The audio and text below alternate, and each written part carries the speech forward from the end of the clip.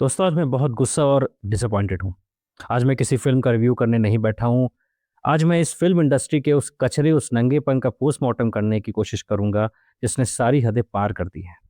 हम क्लेम करते हैं कि हमारा सिनेमा दुनिया भर में डंका बजा रहा है और फिर हमारे सामने फेंका जाता है एक Kannada pan India film KD the devil का एक नया हिंदी गाना सर के चुनर तेरी सर के।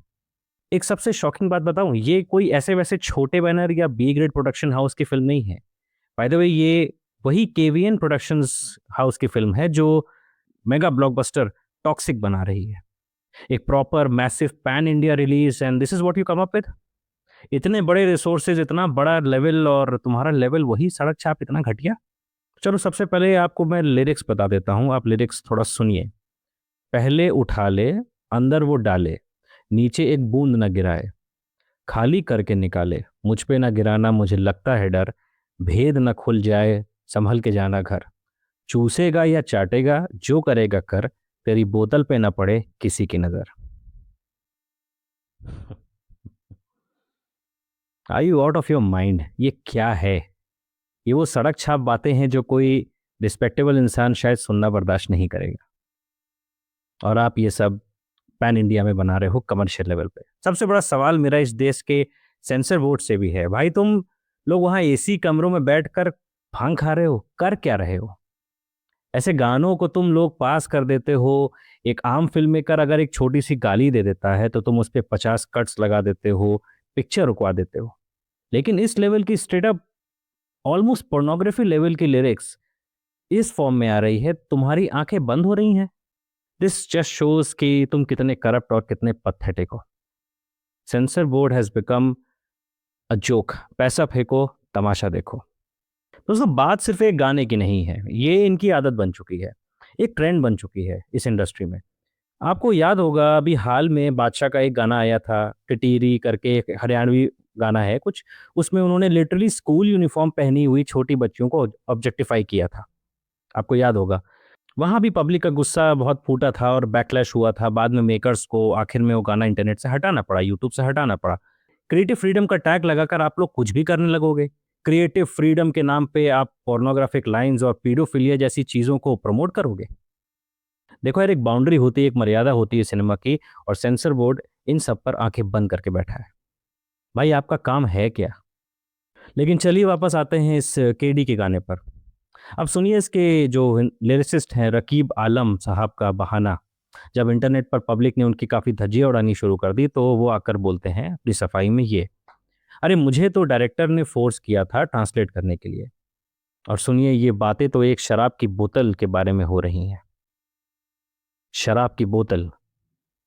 रकीब आलम चूतिया समझा है क्या जनता को? स्क्रीन पे नूरा फतेही की बॉडी को तुम ऑब्जेक्टिफाई करवा रहे हो और हमें बोतल का बहाना दे रहे हो।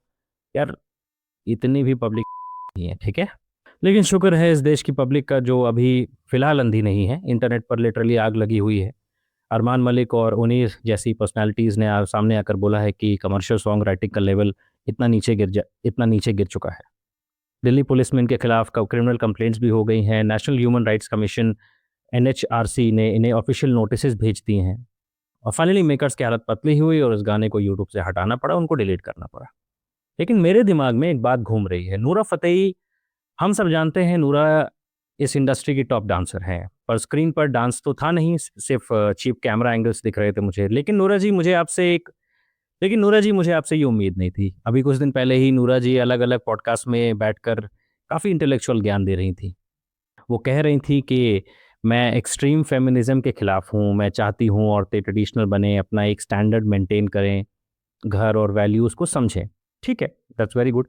वाह नूरा जी, एक तरफ आप माइक पर बैठकर ट्रेडिशनल वैल्यूज़ का झंडा लहरा रही हैं और दूसरी तरफ आप ऐसे गाने पे वल्गर कोरियोग्राफी करने के लिए अग्री हो जाती हैं, जिसके लिरिक्स लिटरली पोर्नोग्राफिक हैं।